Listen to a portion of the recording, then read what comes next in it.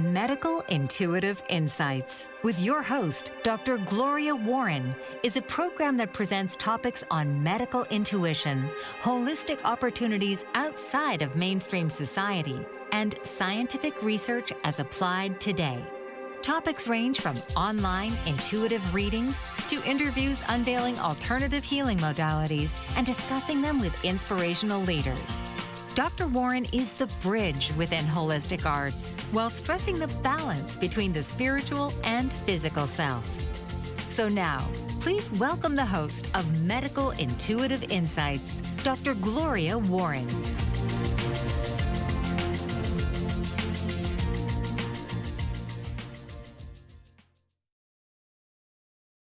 Can cold water retrain us? Does cold build resilience? Can heat calm inflammation? Welcome to Medical Intuitive Insights. I'm your host, Dr. Gloria Warren. For thousands of years, people have entered warm springs, steam-filled chambers, cold pools, rivers, mineral baths, and sacred waters in search of restoration. The ancient Greeks viewed bathing as part of a physical health system. The Romans built elaborate bath complexes containing warm rooms, hot pools, steam chambers, exercise areas, and cold plunges. Japanese onsen traditions developed around naturally heated mineral springs. Finnish sauna culture paired intense warmth with cooling periods, and Turkish hammams combined heat, water cleansing, and communal restoration. These ancient cultures did not understand cytokines, heat shock proteins, autonomic regulation, or neuroplasticity, but they closely observed how temperature, pressure, movement, and water affected the human body. Today, modern science is beginning to examine some of these observations. Could warm water temporarily improve circulation and reduce stiffness? Can it really do that? So many things. Can water pressure make exercise easier while still strengthening the body? And could repeated hydrotherapy become a supportive health habit? Our topic today, ancient hydrotherapy secrets, inflammation, neural resilience, from Greco-Roman baths to modern hot-cold therapy. It seems to be a big trend nowadays. Ice baths, you've heard it, I'm sure. Before we begin, hydrotherapy should not be considered a cure for chronic inflammation, neurological disease, or any other medical condition. It is a supportive practice that may be with certain symptoms and aspects of physical recovery. It may help, it may not. Check with your medical practitioner. Extreme heat and cold can also be dangerous. Please consult, like I said before, especially if you have heart disease, uncontrolled blood pressure, circulatory problems, neuropathy, pregnancy, seizures, diabetes, impaired temperature sensation, or another significant medical condition. Let us now travel back in time and discover how water became one of humanity's oldest therapeutic tools. So what is hydrotherapy? Hydrotherapy is a therapeutic use of water in different temperature, pressures, depths, yes, you heard me right, pressures and depths, or even forms to support comfort, movement, rehabilitation, I'm sure you've heard that one before, relaxation, of course, and symptom management. Hydrotherapy may include warm baths. It's a long list here, by the way. Warm baths, cold immersion, contrast bathing, that's hot, cold, mineral water bathing, excuse me, steam rooms, saunas, followed by cooling, aquatic exercise, water massage as well, compresses, when you do a compress, hot, cold, ice pack, therapeutic pools even. Two closely related words are balneotherapy and aquatic therapy. Balneotherapy generally refers to bathing in natural mineral or thermal waters for therapeutic purposes. I bet everybody would like that. There was a place in Colorado that I used to go to, a hot springs. It was wonderful. Oh my gosh. Temperatures in there, some of the areas where the spring was coming out was about 118 degrees. And then most of the pool was about 106 to 110. So wonderful. If you haven't done it, go try it. You'll never regret it. We'll tell you actually at the end of the show, I'm going to give you a list of different places to go. So aquatic therapy. It usually involves guided exercises performed in water, often under supervision of physical therapists or rehabilitation professional. I know at my gym, they actually do aquatic therapy, but they don't call it that, but they have just somebody who teaches this. And they're not a therapist, but they're what they call a medical consultant, which you become certified with. And she does a beautiful job. Although these practices share water as their foundation, they're not interchangeable. Relaxing in a mineral spring is so different from participating in a clinically supervised aquatic rehabilitation program. So let's talk about water in ancient Greece. The ancient Greeks associated bathing and cleanliness, athletic preparation, recovery, and health as one. Greek physicians recognized that water could affect the body differently depending on its temperature, mineral composition, and even depth. So everything was done to a T. Everything was measured out and calculated, their pools, and that's what they used to do. They believed that that was necessary for good health. Hippocratic writings discussed bathing and environmental conditions as part of health management, although ancient explanations are based on medical theories of that era, not modern physiology. We will go into the modern research here on the show. So Greek athletes commonly exercised and bathed in gymnasia, what they called it. That was natural springs were also associated with sacred and medicinal traditions as part of their gymnasia surroundings. Ancient people could observe several genuine effects. Warmth, relaxed tense muscles. Cold, produced alertness and a tightening sensation. Buoyancy reduced the body's apparent weight. And water supported movement when joints were painful. Stretching was a wonderful thing for them. Bathing encouraged rest and social connection, as most of us probably have seen in depictions throughout history. Their explanations were not always scientifically correct, but some of their observations were remarkably perceptive. The bathing sequence that they used to practice expanded bathing into an elaborate architectural and cultural system. A Roman bath complex would contain an apoditerium, that's the changing room, a palestra, it's the exercise area, and then we have the tipidarium, a comfortably warm room. A caldarium is a hot steaming room or hot bath. Get it? Calder, hot. And a frigidarium, a cold room or cold pool. Frigid, cold. A person might exercise gradually, become warm, and then enter a hot surrounding area, receive massages, cleansing, and then finish in cooler water. They would kind of try to shock their body too. They just didn't realize the scientific things that were happening with their body. However, there was no single Roman bathing prescription followed by everyone. It was very unique. The amount of time spent in each room varied according to the facility, individuals' social customs, and historical period. Therefore, the popular 15-minute hot, 3-minute cold sequence should not be presented as a historical, verified Greco-Roman medicinal ratio. A more accurate description would be a modern contrast hydrotherapy sequence inspired by the progression from warmth and hot Roman bathing environments to cold frigidarium. The distinction allows us to honor history without turning a modern routine into an ancient scientific formula. So, why warm and cold actually feel so different? Warmth and cold create different physiological responses in our bodies. So, warm water exposure is that is tolerable warm generally causes the blood vessels near the skin to dilate or widen. This is called vasodilation. So vasodilation may increase blood flow near the skin, promote a feeling of warmth, reduce muscular tension, temporarily ease stiffness, encourage relaxation, and increase sweating at sufficiently high temperatures.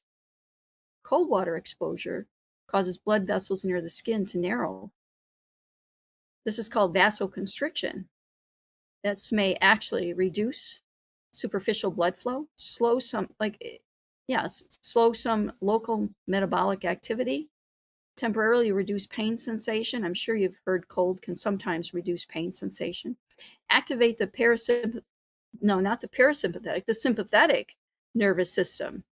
It increases alertness and then rapidly change breathing and heart rate. The phrase opening and closing the blood vessels is used for visualization, but the body's actual circulatory response is more complex. The heart, blood pressure, skin temperature, nerves, hormones, blood vessels all respond simultaneously. Contrast bathing does not literally pump toxins out of the body. The liver, kidneys, lungs, gastrointestinal tract, and lymphatic system perform the body's primary waste processing functions. Although you may hear from other programs saying that it does pump toxins out, that is not actually what's pumping the toxins out. That's the scientific discovery of what's happening here. It's more with the liver, the kidneys, the lungs, the gastrointestinal tract. Now, maybe the circulation is bigger there, dilated as well, but you don't want to get too hot or too cold, obviously, either for that to happen. The difference between, though, ancient wisdom and clinical evidence. By the way, all this is scientific, I'm telling you. This is not personal. This is not one book or anything. We're talking scholarly scientific research, of which I will be putting a list on later tonight in the comments section. So the difference between ancient wisdom and evidence, clinical evidence, that is, ancient wisdom use tells us that practice has a long history. It does not automatically prove the practice is effective or safe for a particular disease, but it's been around for centuries. A scientifically responsible question is not, did ancient people believe it worked? I think we would better to ask, what happens in the body? What outcomes have been measured? And how strong is the supportive evidence? Research suggests that hydrotherapy, aquatic exercise, spa therapy, balneotherapy may help some people experience improvements in pain, stiffness, physical function, and quality of life. However, studies vary considerably in water temperature, duration, mineral content of the water, exercise, diagnosis, and treatment frequency.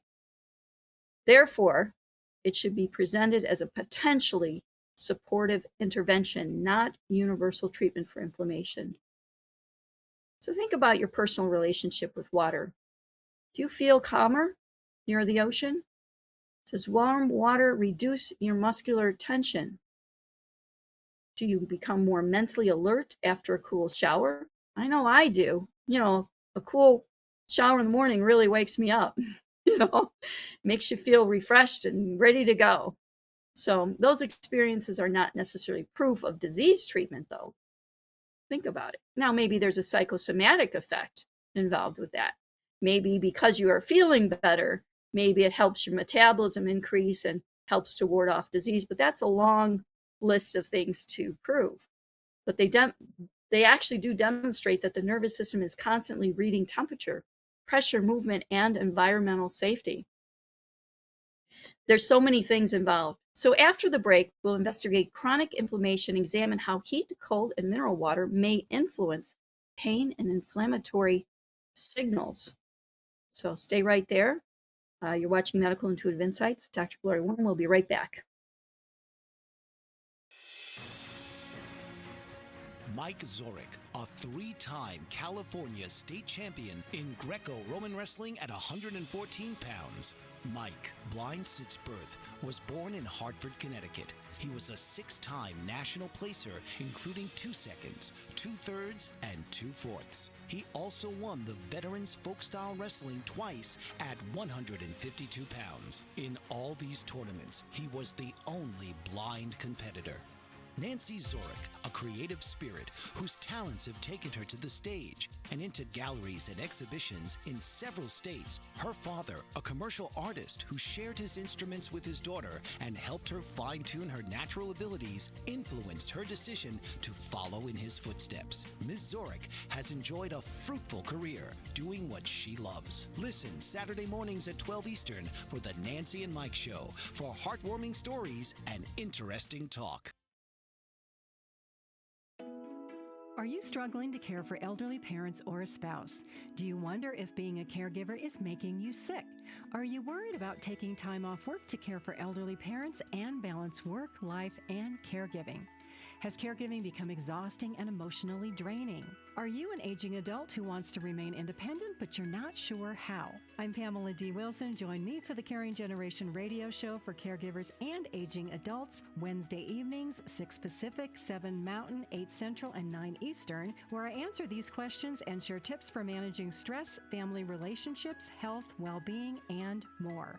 Podcasts and transcripts of the Caring Generation are on my website, PamelaDWilson.com, plus my caregiving library, online caregiver support programs, and programs for corporations interested in supporting working caregivers.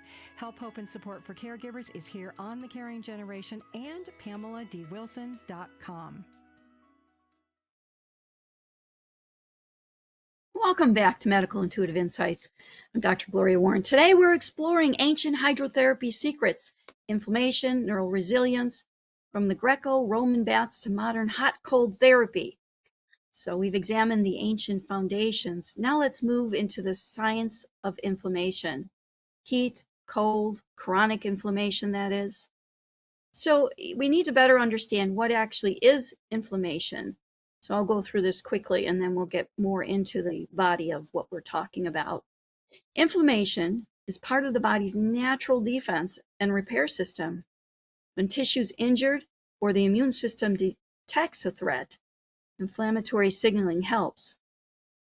It recruits immune cells, increases local blood flow to heal faster, that is, remove damaged material, fight certain infections. You get bit by something, there's an infection, your body will swell there to try to clear it out. It also helps with beginning of tissue repair, especially after injuries. So this short-term response is also known as acute inflammation. It means it comes on quickly. It usually doesn't stay for a very long time. It's generally a protective type. Then we have chronic inflammation. However, this is persistent and repeatedly activated inflammatory state. It may be influenced by infection, autoimmune illnesses, metabolic dysfunction. Smoking can cause chronic inflammation. Yes, you heard me right. Environmental exposures, like all that smoke we had not too long ago.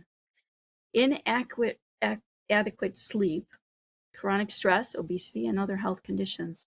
Chronic inflammation has been associated with numerous diseases, but it's not one single condition with one universal cause. This is the most important reason why hydrotherapy cannot be assumed to remove chronic inflammation. The underlying cause must still be medically evaluated. So, what is visceral inflammation? This word refers to internal organs.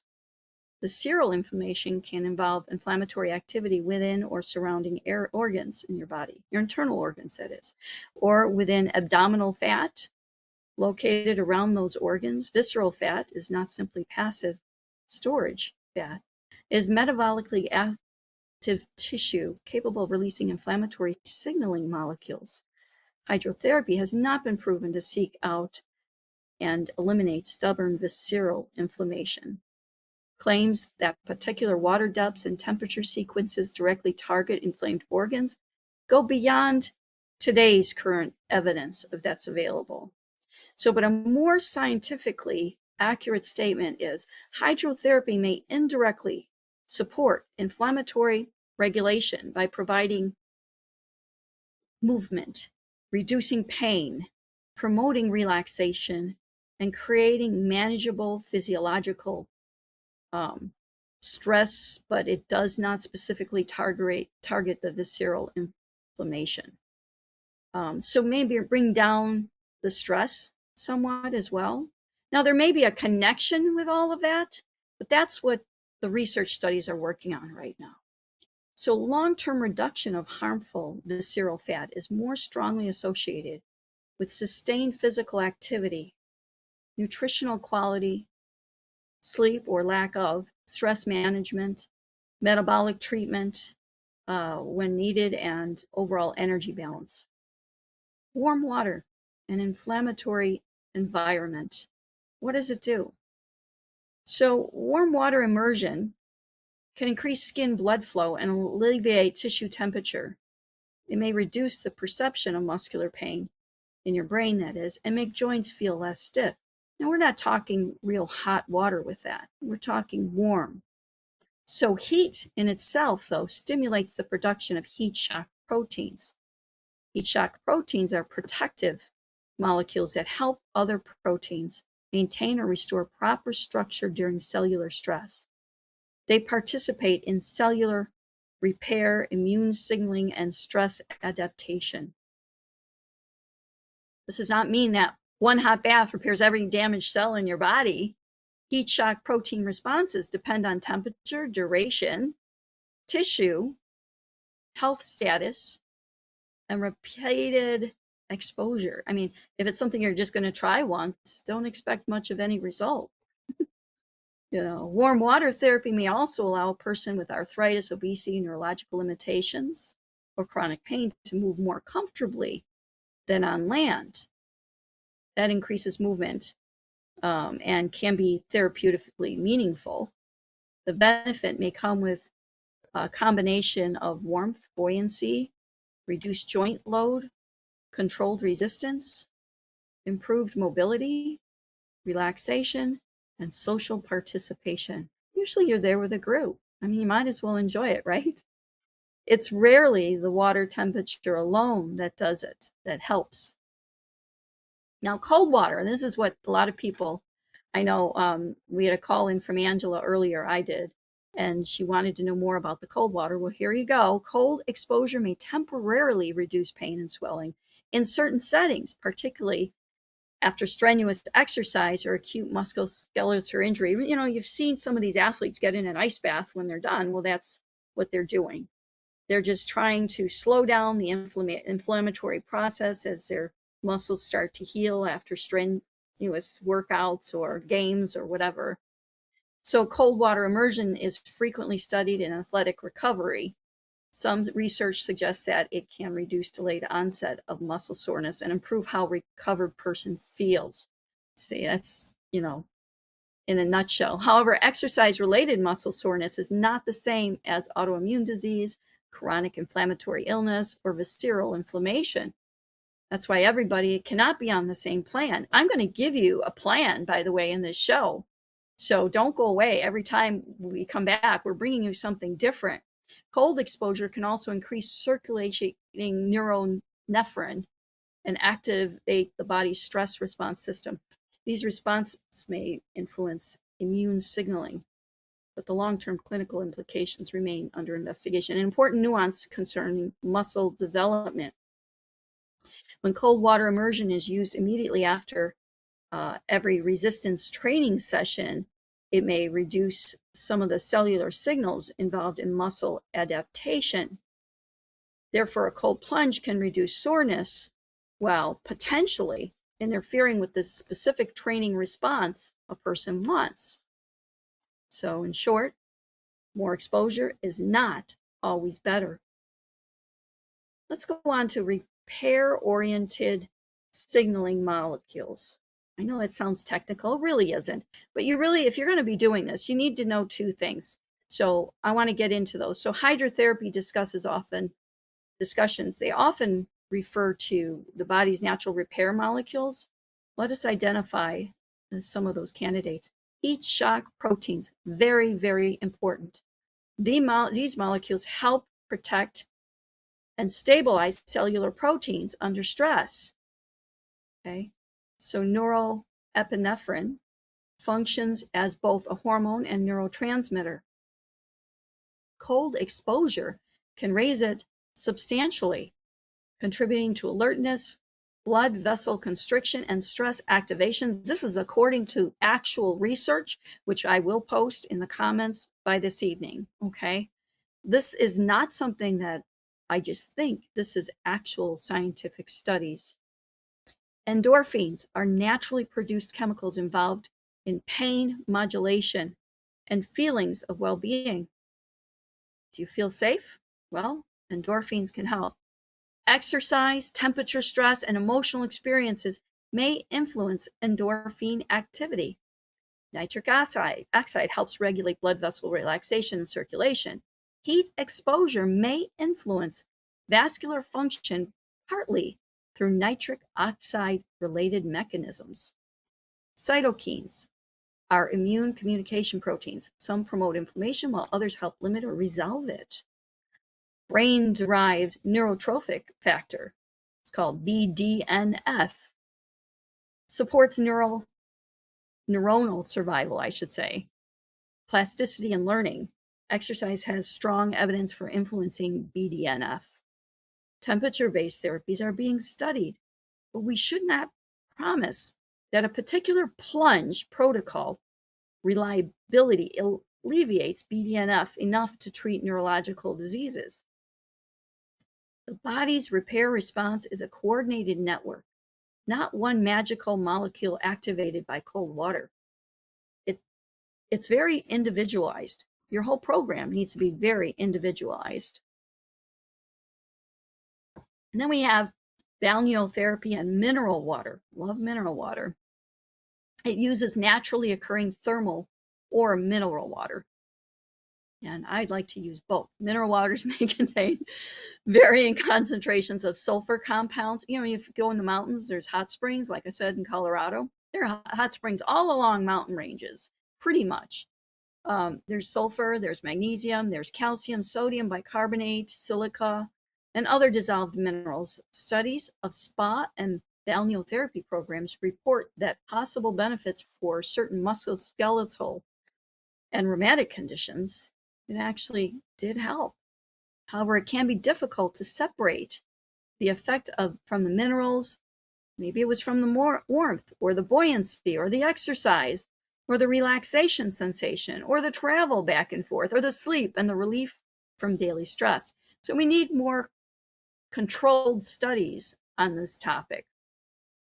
The evidence, though, so far is promising for symptom management in selective conditions, but mineral bathing should not replace prescribed medication or disease-specific care. So what hydrotherapy may or may not do? Hydrotherapy can potentially help reduce perceived pain, ease muscular tension, improve joint mobility, support low-impact exercise, improve short-term recovery, promote relaxation, encourage greater physical confidence. But hydrotherapy has not been established as a standalone method to cure any autoimmune disease, remove visceral inflammation, reverse neurodegeneration, detox organs, guarantee longevity, replace medication, or repair every injured nerve. And I think that online you'll find a lot of things are saying it does when the science is very limited and there still needs to be more. But it does do a lot of positive things and things that you may want to try even, but please consult with your medical professional. So scientific credibility grows when we clearly state both the possibilities and the limitations. Inflammation is not always the enemy. Without inflammatory response, injuries could not heal, and many infections could not be controlled. You know, in your blood, you have the serum and you have the blood, but that serum is very healing to injuries. So that's why you swell. It's to actually, it swells up to go and heal those injuries. So that's very important. So we're going to be taking another commercial break. We're going to talk carefully the controlled challenge and teach the nervous system to recover more effectively. What can do it? And what happens when the brain and body during the first moment of cold exposure? Don't go away. We'll be right back. You're not going to want to miss not just this quarter, but the following quarter you're going to love. It's going to give you the protocols. We'll be right back. Master of words, powerful player. What life-changing words can Dr. Janet Smith Warfield pull out of her magical toolbox that just might mysteriously open a door you never knew was there? A door to free yourself from fear forever. Transform your rage into right action. Release your guilt. Position you into a life of freedom, purpose, passion, power, and peace. All quite suddenly, unexpectedly, and almost miraculously, with no effort on your part. Join Dr. Janet on Dancing with Words, Dancing with Wisdom, as she and her guests show you how words map our experiences, immersing you in a sound bath that relaxes your muscles, opens your mind, and supports you in co-creating your extraordinary life.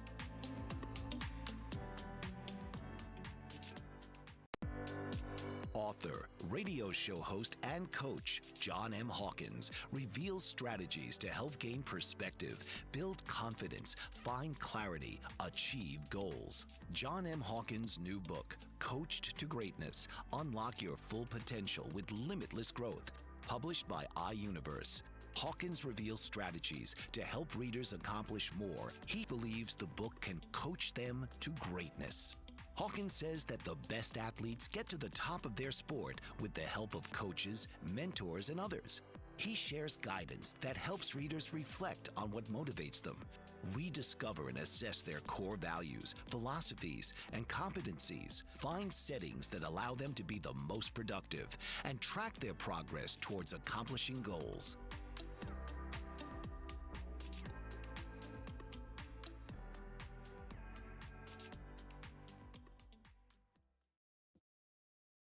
Welcome back to Medical Intuitive Insights. I'm your host, Dr. Gloria Warren. You know, if you like this show, please like, share, and subscribe, because that helps us show keep going. We'd like to give you other information about things that are not normally reported on, and you can explore and hopefully use some of this information towards a better health for yourself and your family. So please always consult with your medical professional, who it is that you trust. So today we're exploring ancient hydrotherapy secrets, inflammation, and neural resilience, from Greco-Roman baths to modern hot cold therapy. We will be giving you some protocols in the third quarter, maybe in this quarter. Let's see if we can get to it. And we'll have more discussions on I'll go through a list of places around the globe that you can go and see these ancient baths and perhaps experience some of them. So a path from ancient bathing chambers into modern neuroscience. We have discussed inflammation. Now let's turn our attention to neural resilience. So hydrotherapy and neural resilience. What is it? Neural resilience is the capacity of nervous system to withstand stress, adapt to changing demands, recover after disruption, and maintain or regain healthy function. It does not mean that a person never experiences stress. Resilience means that the system can respond to a challenge without remaining unnecessarily trapped in a heightened state. Neural resilience involves brain networks, the autonomic nervous system, hormonal responses, sensory responses and processing, sleep, emotional regulation, neuroplasticity, metabolic health, and social safety, feeling, and support. Hydrotherapy may influence some of these systems, but it is only one potential component of a much larger resilience strategy, the autonomic nervous system. That regulates functions that occur largely without conscious control. These include heart rate, blood pressure, digestion, sweating, pupil size, blood vessel diameter, and temperature regulation. Its two frequently discussed divisions are sympathetic and parasympathetic systems. The sympathetic nervous system helps mobilize energy during challenges. It increases alertness and preparedness for the body getting ready to have action, to do something. The parasympathetic nervous system supports recovery, digestion, energy conservation, and restorative functions. The two systems are not simply an on-off switch. They continually interact, adjusting accordingly to the body's needs. So you should maybe learn more about the sympathetic and parasympathetic nervous system. It can help you balance yourself, the yin yang. So what happens during cold water immersions? Those ice baths, very important to know what's happening in your body when you're doing it. Don't just do it because somebody tells you, oh, it's so good. No, take the research and you do it for a purpose. So sudden cold water immersion, like in an ice bath, can produce an immediate cold shock response. So what is this? It may include an involuntary gasp, rapid breathing. Ooh, it's cold, the feeling, increased heart rate, increased blood pressure, peripheral vasoconstriction. That means, the blood vessels under the skin will constrict, they'll get smaller. The sympathetic nervous system activation, feeling of alarm or panic. Sound familiar? It's a fight or flight. So this is why people should never jump suddenly into deep or extremely cold water, especially when alone. It's too much of a reaction for your body. And there's studies right now going on about the increase of cortisol when you do this. Something to consider. If you have high cortisol like me because of my activities, it is something to consider. Do I want my cortisol to go up further? I don't know. I love steam baths, so that is absolutely amazing. Spas, with steam. At one place I go, it has a steam room and it has a dry hot room. So I'll go in the steam room and just sweat everything out, and then I'll go dive into the cold pool. And then when I'm done doing my laps and stuff, I'll go into the heat room, and then I'll go in and take my shower and everything. But the hot, cold, it really works. I feel so exhilarated after that. And of course, my endorphins are going, the adrenaline's raised. So be careful though, because that initial gasp can lead to inhaling water, especially if young kids, you're teaching them to dive in the pool into cold water after they may have tried the hot room or something. You got to tell them, don't inhale in the water. Remember to hold your breath. So hyperventilation can interfere with swimming ability and calm decision making. Cold water may also contribute to dangerous heart rhythm disturbances in susceptible individuals. Check with your doctor, check with your nurse practitioner, check with whatever health practitioner you want to go to. Ask somebody else, run it past somebody else. Cold exposure should never become a contest of endurance. Who can stay in the cold longer? Not good. So controlled stress and hormesis is what they call it. A concept frequently associated with sauna and cold therapy is hormesis. Hormesis describes the possibility that a small, controlled stressor may activate protective or adaptive responses that help the organism handle future stress, to build your resistance, basically. Exercise is a familiar example. Physical activity temporarily challenges muscles, circulation, and energy systems. With adequate recovery, the body adapts. Temperature stress may also stimulate adaptive responses. However, hormesis has limitations. A dose that is manageable for one individual can be dangerous for another. Adaptation requires an appropriate dose, and that may require you to see your health professional, even your chiropractor or somebody, if you don't want to go to see a doctor or anything. You can see other people, your naturopath, go see an acupuncturist or Chinese medicine physician and talk to them about it. You can see on how you're doing. So that dose, again, it can be dangerous for some people. So you can't apply your script on somebody else, so to say. So the adaptation requires adequate recovery. Don't do it twice a day. Your body needs time to recuperate and rebalance itself. Repeated but not excessive exposure, something else. It does require that. In other words, if you do it once, don't think that's all you need. It's not going to do much for you long term. Individual tolerance and absence of contradictions. The Hermetic principle is challenge followed by recovery, not suffering followed by more suffering. So, can cold, though, build emotional resilience? Some people report that gradual cold exposure teaches them to remain calm during temporary discomfort. A person may notice the urge to panic and then practice slowing the exhalation, count, practice relaxing the shoulders, practice maintaining awareness, recognizing body sensations, be more attuned to what your body is trying to tell you, and practice exiting before losing control, before you get into a panic mode. This may create a subjective sense of self-efficiency. I encountered discomfort regulating myself and recovered. You'll feel more empowered. However, cold immersion is not a replacement for psychotherapy, trauma treatment, or psychiatric care or social workers. For some people, intense body stress could be distressing rather than therapeutic. The safest goal is not to prove toughness, it is to build awareness and recovery capacity. Warm water and parasympathetic recovery is often associated with relaxation, reduced muscular guarding, and improved feelings of comfort.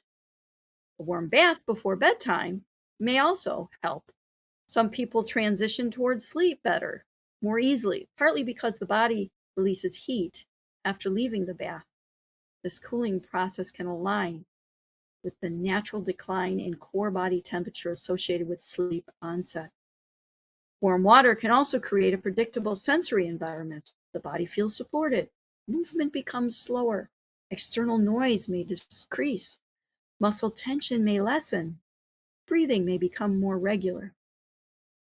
These effects can support nervous system setting, the settling down of that.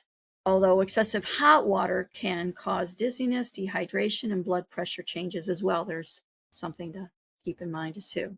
So the hydrostatic pressure and water depth can be beneficial too. It's the pressure exerted by water on the immersed body. The tension you may feel. The deeper the water, the greater the pressure. Immersion to different depths changes the body's physiological experience.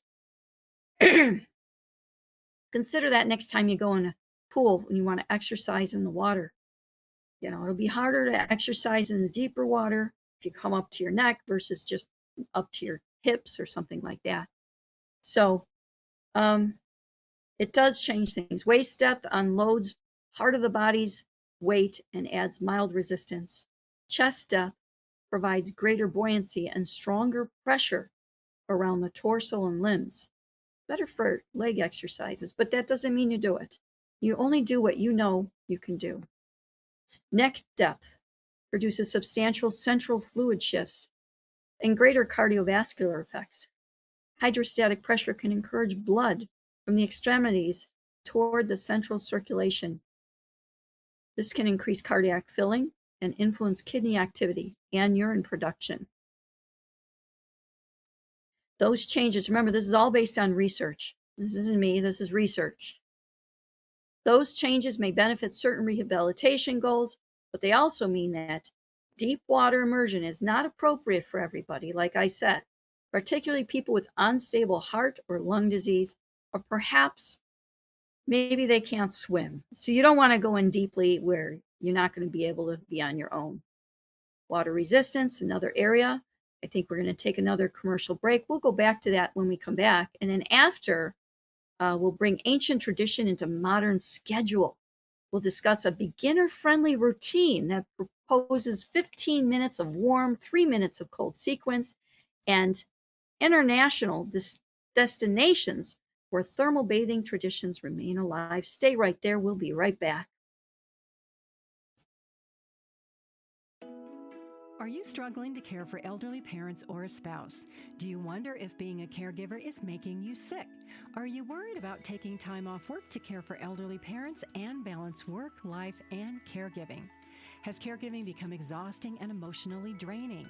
Are you an aging adult who wants to remain independent, but you're not sure how? I'm Pamela D. Wilson. Join me for the Caring Generation radio show for caregivers and aging adults, Wednesday evenings, 6 Pacific, 7 Mountain, 8 Central, and 9 Eastern, where I answer these questions and share tips for managing stress, family relationships, health, well-being, and more.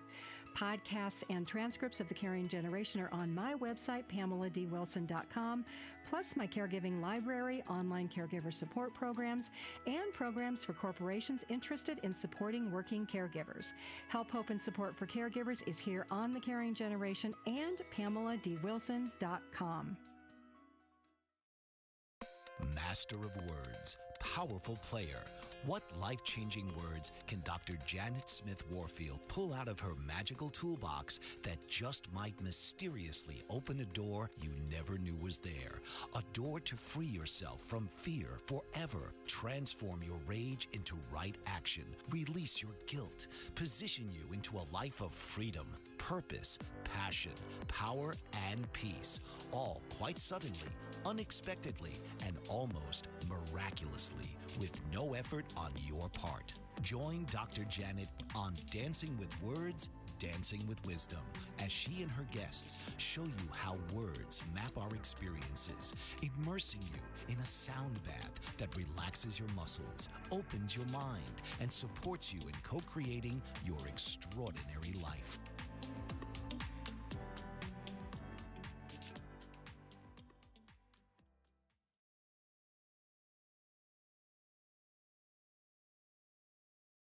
Welcome back to Medical Intuitive Insights. I'm your host, Dr. Gloria Warren. So we have explored history, inflammation, circulation, neural resilience. Now's the time to discuss how a medically appropriate hydrotherapy practice might be introduced safely. So remember to consult with your medical practitioner. So we're going to go more into the Greco-Roman baths and modern health, hot and cold therapy, and basically first, building a safe, modern hydrotherapy practice for yourself. The primary rule, start gradually. It's simple. Begin the tolerable temperatures, short exposures. The goal is not extreme heat or extreme cold. The goal is a controlled physiological experience from which the body can recover comfortably. A person should be able to enter and exit safely, maintain awareness, and stop immediately if concerning symptoms develop. Number 2, gentle beginner routine. And everybody should consider this. For general health and healthy adults, after you've received appropriate medical clearance, a beginning routine might use a warm shower followed by a cool finish. It's good to start tempering your body that way. Maybe like every other day, a warm shower, hot shower, go to warm, go to cool, and do this like 3 times a week to start. That's what I would do. So how to prepare: hydrate normally, avoid alcohol, no recreational drugs. Do not begin while you're sick, feverish, dehydrated, absolutely not, or exhausted, never. Ensure that the floor is not slippery. Have a towel and a warm cloth nearby. Do not practice alone, never alone. And in open water or deep plunge pool, make sure there are other people around. Step 2, begin with warmth. Use comfortably warm, not scalding water for approximately 5 to 10 minutes. During this period, relax the shoulders, breathe normally, notice the body's response, the relaxation. Avoid forcing perspiration. Exit if you become lightheaded or nauseated. And this can happen quite quickly, especially during the beginning. Step 3, introduce cool water. Finish with approximately 15 to 30 seconds of cool water. Not necessarily icy water or cold. A beginner might first expose feet and lower legs, hands and forearms, arms and shoulders. Then torso only when comfortable. Avoid sudden facial immersion because it can trigger an additional reflex response that affects heart rate. So try to remember that. No face. Okay. So step 4, recovery. Dry out, Dress warmly. Allow breathing and temperature to normalize. Notice how you feel for the next 10 to 20 minutes. If recovery is slow or unpleasant, reduce the intensity of the temperature or the time, or even discontinue it. Maybe it's just not for you. So the 15-minute warm and 3-minute cold sequence, this is for the person that has been doing it for a while.